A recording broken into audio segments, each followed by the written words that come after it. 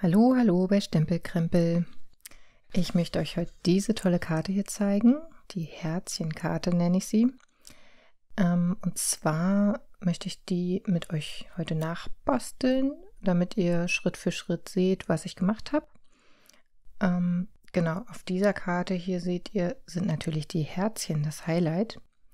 Da habe ich mal wieder die Jelly Prints benutzt und die auch noch ein bisschen aufgepeppt mit einer Schablone und dann auf Moosgummi aufgeklebt, damit die hier so schön dreidimensional wirken. Genau. Ich möchte zum Nachbasteln einfach ein paar andere Jelly Prints nehmen, damit es abwechslungsreicher wird. Da habe ich mir schon mal welche rausgesucht. Konnte ich mich noch nicht ganz entscheiden, welches ich nehme. Ob ich in dem Farbschema bleibe mit lila, rosa oder vielleicht doch eher ins Blau. Das finde ich auch sehr schön hier. Oder nochmal was mit einem grünen Anteil. Ich dachte mir, vielleicht stanze ich einfach mal aus allen erstmal die Herzchen aus und schau mal, wie das auf der Karte wirkt. Inspiriert ist die Karte von Pinterest. Da habe ich so eine ähnliche gesehen, also jedenfalls das Design mit den Herzchen.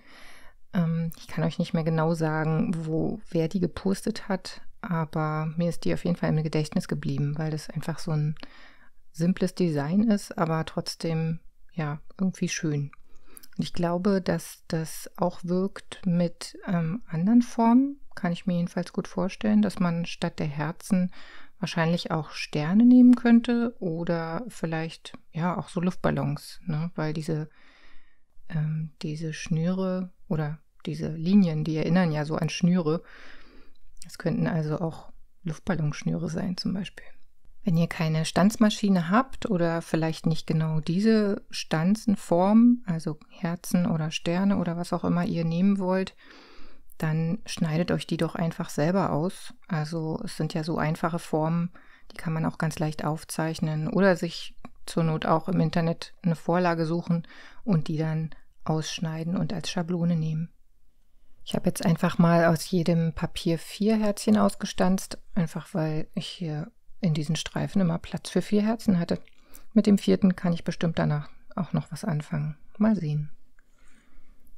Jetzt werden die Herzchen noch ein bisschen verfeinert. Und zwar habe ich dafür mir so eine Schablone hier ausgesucht. Ich nehme jetzt mal die blauen Herzchen. Die haben schon ein sehr schönes Muster drauf, weil wir auf der Jellyplate ja auch mit Schablonen gearbeitet haben. Aber trotzdem will ich euch zeigen, wie ich das bei den anderen Herzchen gemacht habe mit der Schablone. Ich denke, das wird das Ganze noch mal ein bisschen pimpen.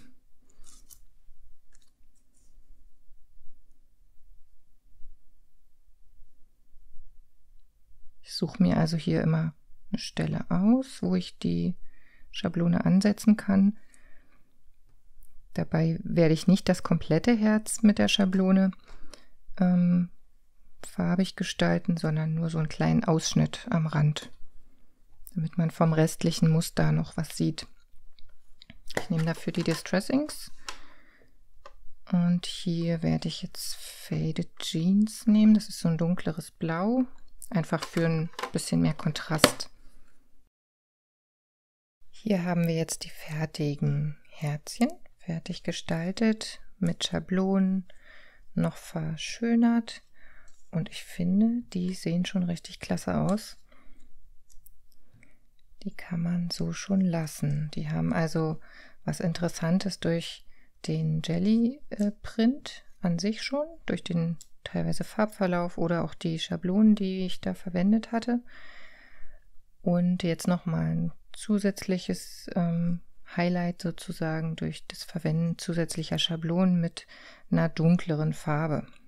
Hier habe ich das nochmal mit einem dunkleren Lila versetzt. Sieht man, glaube ich, nicht so gut, aber in echt kommt das richtig gut hervor. Hinzu kommt noch, dass wir bei den Acrylfarben für die Jellyplate solche Schimmerfarben teilweise verwendet haben. Das heißt, das hat noch so einen gewissen Glanz. So, jetzt wollen wir die noch ein bisschen dreidimensionaler machen. Dafür nehme ich solches Moosgummi. Das kennt ihr bestimmt. Das ist so ein, ja, so ein dickeres Gummi einfach. Und das kann man wunderbar auch stanzen mit der Stanzmaschine. Das heißt, ich nehme jetzt wieder meine Herzchenstanze und stanze jetzt so viele Herzen, wie ich eben brauche. Also hier die 9 bzw. 12, weil bei dieser Variante hier habe ich einfach keine Schablone zusätzlich verwendet. Die sehen schon so interessant genug aus, dachte ich. Also stanze ich jetzt hier raus sozusagen nochmal 12 Herzen aus. Oder ich habe, glaube ich, auch einen lila Schaum, weil für die lila Herzen kommt das, glaube ich, gut, wenn man auch das Moosgummi in lila stanzt. Das schauen wir uns gleich mal an.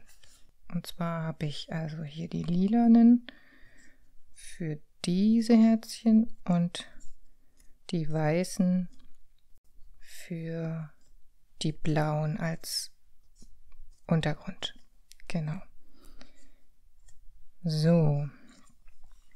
Wer keinen solchen Moosgummi hat oder einfach den nicht verwenden möchte, der kann natürlich auch ganz normale Pappe nehmen als Grundlage, um das Herzchen dreidimensionaler zu machen. Ich finde das mit dem Moosgummi irgendwie ganz schön, weil sich das eben anders anfühlt. Selbst wenn man das eben beklebt mit diesem Papier, hat es so ein ganz besonderes Feeling, wenn man da so drüber streicht oder drauf drückt. Das finde ich halt irgendwie schön. Deshalb habe ich das für die Herzchen hier verwendet. So, als nächstes muss das Ganze aufgeklebt werden. Nun haben wir alle Herzchen auf das Moosgummi aufgebracht. Jetzt brauchen wir Grundkarten. Ich zeige euch jetzt mal die nächsten Schritte anhand des Beispiels von den blauen Herzchen hier. Und dann seht ihr, wie die fertigen Karten am Ende aussehen. Zuerst stemple ich den Schriftzug. Hier nehme ich zur Abwechslung mal einen anderen Spruch. Dann werden die Herzchen positioniert. Bevor ich die Herzchen festklebe, zeichne ich die dünnen Linien mit einem schwarzen Stift.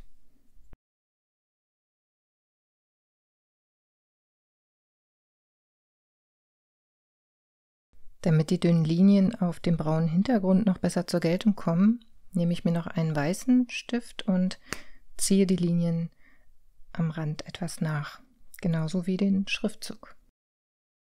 Nun müssen die Herzchen natürlich noch aufgeklebt werden.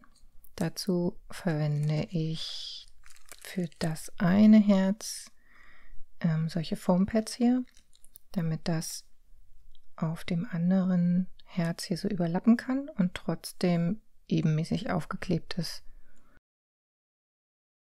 Und zu guter Letzt mache ich jetzt hier noch solche kleinen Punkte oben und unten. Das rundet das Ganze noch ein bisschen ab. Letzten Endes habe ich doch tatsächlich alle 4 Varianten verbastelt, also jeweils 3 Herzen von jeder Sorte aufgebracht auf eine Karte jeweils. Das sind die beiden mit den Blautönen auf dem braunen Papier und die lila Varianten habe ich mal auf weißem Papier ausprobiert, weil mir das auf dem Braun irgendwie nicht so gefallen hat.